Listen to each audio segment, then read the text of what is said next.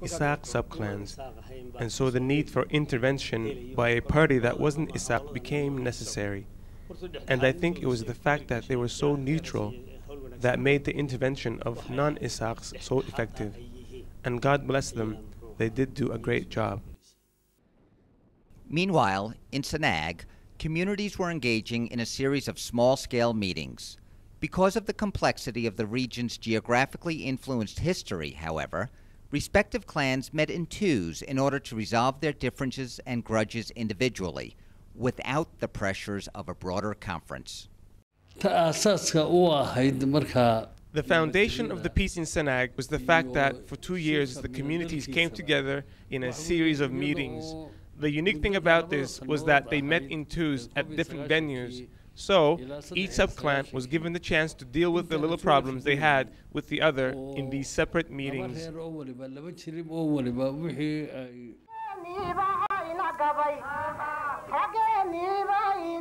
Women have made significant contributions to Somaliland's peace and nation-building processes. At the height of the conflict in Sanag, one of the most important responsibilities taken up by the women of this region was bringing messages of peace from one side of the conflict to the other. This was especially helpful in getting the pastoralists to peacefully share resources like grazing and water. Women who were married into a clan different from their own were particularly effective in carrying messages of peace from their in-laws to their own clan, and also from their own clan to their in-laws. At that time, there were no telephones or radios, so women's role as peace messengers was very helpful in addition to their traditional responsibilities in peace-building efforts. First of all, women are most of all peace lovers because they stand to benefit least from conflict and war. Women don't have a clan. They are born into one clan but get married into another. So when it's her family clan and her in-laws fighting, it's so difficult for her because on the one hand, it's her brothers that are dying, and on the other hand, it's her husband that's dying. So naturally, women work for peace and making sure conflict doesn't easily break out. This role includes mobilizing resources and funding and preparing the venue. But nowhere was this role more visible than at the Tafik meeting in Sheikh. For the first time, women were able to exercise their right as stakeholders. It seemed to most people that things weren't moving along fast enough. So, the local women decided to organize a huge rally from downtown all the way to the front entrance of the venue. They demanded that the peace treaty be immediately signed. Accordingly, they were allowed to sit and listen in on the proceedings and witness firsthand the signing of the agreement.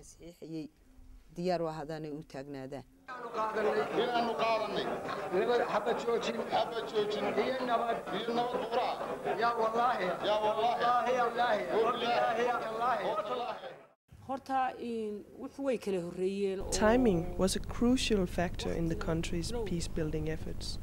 Some initiatives took place at a very early stage, where a lot of social barriers still existed. Later initiatives were built on the outcomes of previous missions that had helped to restore communication and relationships between everybody. I think it was this key factor that set apart the Sheikh meeting from the initiatives that preceded it. And it was also this factor that had allowed women to assume a greater role during the meeting in Sheikh.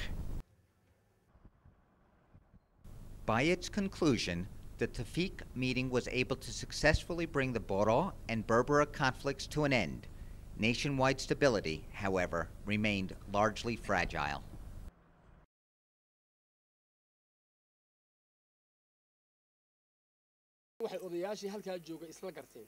There was such a short period of time between the Boro and Berbera clashes that the consensus among the elders at the conference was that further violence could not be prevented unless we established a strong system to control the clans. To undertake this, around 500 delegates from across the country gathered in and were hosted by the community of Boroma. The elders thought Boroma would be the best venue for the conference, as they were the most organized clan. We welcomed that idea, believing that it was our honor to host the people of Somaliland as they came together and discussed their future. Regardless of the number of delegates, we thought we were prepared enough to receive them, and our community was very happy about that.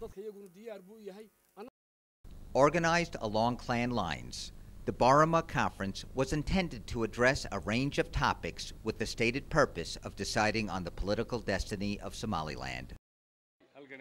This is where in 1993 the Boroma Conference was held.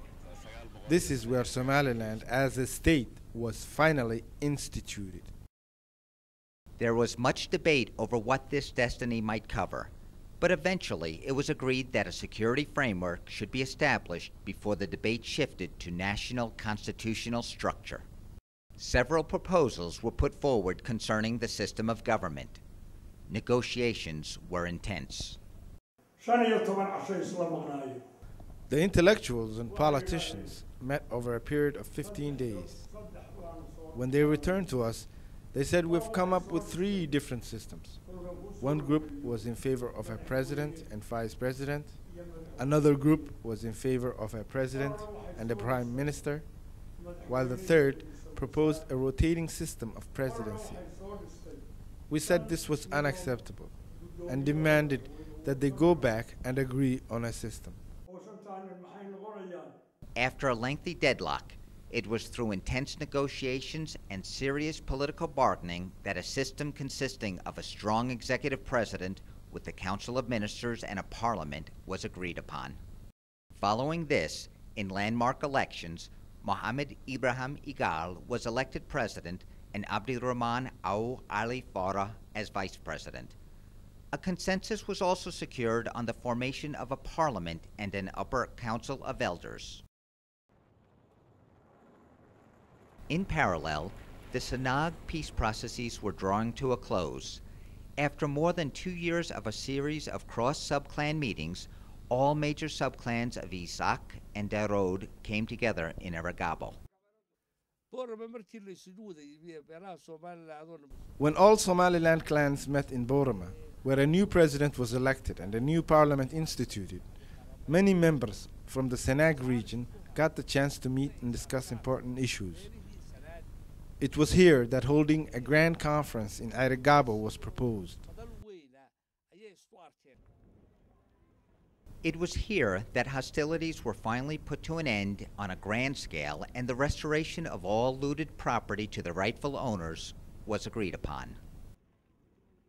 Equally important, basic rules of living together were set here and stated in a regional peace charter, establishing relative stability and normal economic and social relations among the conflicting subclans.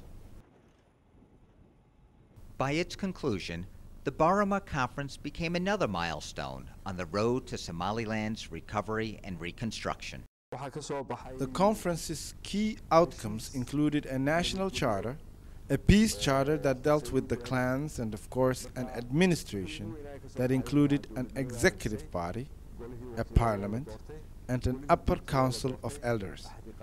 These were the most important outcomes. The peace charter drafted at the Boroma Conference dealt with security as a separate issue. This approach to security was in stark contrast to other peace and nation-building initiatives inside Somaliland, as well as in other Somali regions. This separation of security from the political framework compelled clans and communities to take responsibility for the security of their own territories. Ultimately, though, it would be the conference's legacy of denying any single party to wield undue political influence that enabled the new administration to embark upon the ambitious task of demobilizing clan-based militias, an accomplishment that was vital to Somaliland's recovery and reconstruction. Agreeing on a government was the easier part, but it wasn't until all of the clans gave it their allegiance that things really took off. And while in the old days a handshake symbolized allegiance, in our case the clans handed over their weapons to the government as a sign of their allegiance. And that's how they demonstrated that they accepted it and wanted to be a part of it.